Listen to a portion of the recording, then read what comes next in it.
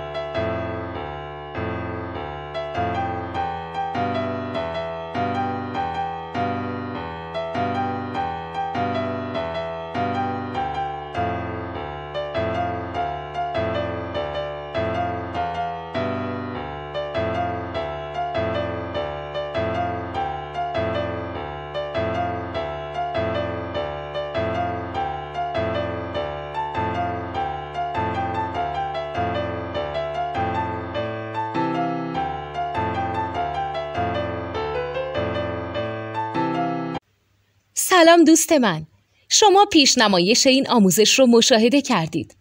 برای دیدن آموزش به صورت کامل میتونید به وبسایت نوت 2 که مرجع آموزش موسیقی هست مراجعه کنید.